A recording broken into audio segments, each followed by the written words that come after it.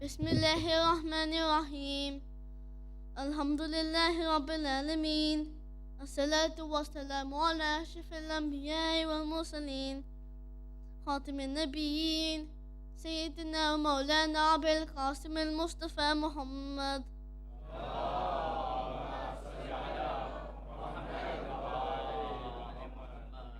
Amma ba'd. These are the days of Ashra Zainabiya, and they are named after Bibi Zainab. I would like to talk about this great lady and her sacrifice.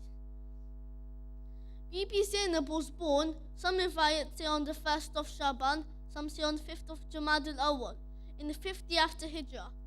Her name Zainab was given to her by her grandfather, and it means the adornment of her father. She has many titles, such as Aqila Bani Hashim, the wise woman of Bani Hashim, Alima Khayr Muallima, the knowledgeable one who has no teacher, Ummul Masaib, the mother of Masaib, and Sharikatul Husayn, the partner of Husayn. For indeed she was a great and equal partner in the victory of Karbala. Even from a very young age, Bibi Zainab was very attached to Imam Husayn. When she started crying, she would only stop when the Imam picked her up and comforted her. The Imam Husayn would also treat Bibi Zainab with a lot of respect. She was Thaniya Zahra. Whenever Imam Husayn went on a journey, he would always bid farewell to her last, and when he came back, he would always greet her first. That's what the Prophet used to do to Bibi Fatima. Bibi Zainab, from a very young age, was very particular about her hijab. Imam Ali would make her walk a lot for preparation of Kufa and Sham. Once they were walking and Bibi Zainab's hijab slipped off her face. Even though there were no mahrams, he cried out, "Why hijaba? Why hijaba?" Imam Ali saw this and started crying, saying, "O Zainab, how will you be able to bear Kufa and Sham?" After the shahadat of Bibi Fatima, Bibi Zainab often asked Imam Ali if she could visit her mother's grave. Imam Ali would always wait till it was dark, and then Bibi Zainab, covered from head to toe, would go to Masjid al-Nabawi behind her father, and Imam Ali would extinguish all the lights. Then Bibi Zainab would do ziyarat of her mother.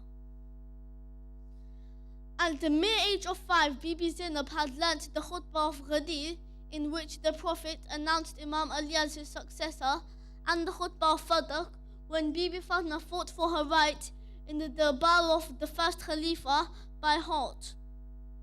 Her mother, grandfather, father and brothers were all eloquent speakers, and living in an atmosphere like that had taught her the skill of oration. In the Darbar of Yazid, when Bibi Zainab was giving her sermon, there was pin-drop silence. Not even the camels shifted their feet.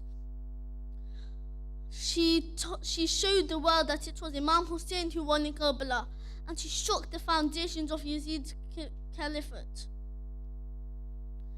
In the Darbar, there was a blind man, and he said, "Has Ali come back to the Darbar?" Such was the standard of Bibi Zainab's sermons.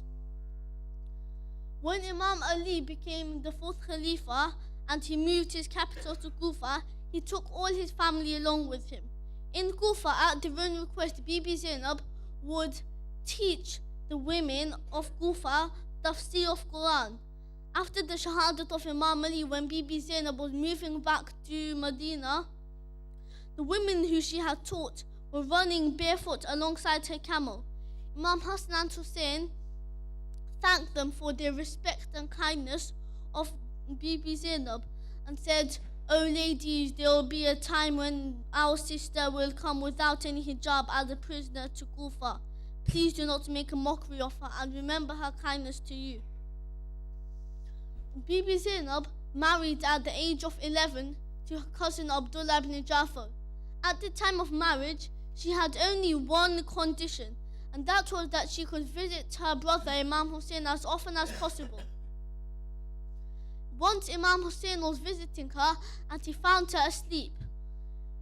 He saw that the sun was falling on her face. He took his abba and started shading her from the sun. Bibi Zainab woke up and saw this, and she made a vow that I promise that someday I will shade my brother from the light and the heat. But alas, on the 11th of Muharram, when Imam Husayn's body lay alone on the plains of Karbala in the scorching heat, Bibi Zainab saw and she cried out, "Oh my brother, here I am, my hands tied behind my back, without any hijab. I can't even give you a kafan. How am I going to shade your body?"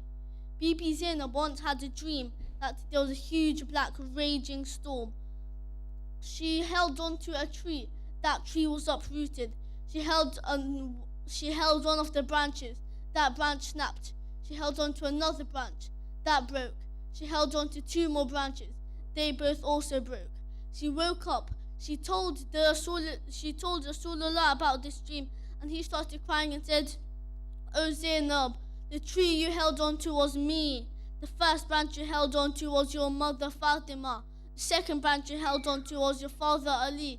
The last 2 branches you held on to were Imam Hassan and Imam Hussein. After their martyrdom, your tent will be burnt, Sakina will be slapped, your hijab will be snatched. You will be made to walk through Kufa and Sham without any hijab, being mocked at by all the thousands of people. Inna lillahi wa inna ilayhi raji'un. Salli wa taslim ala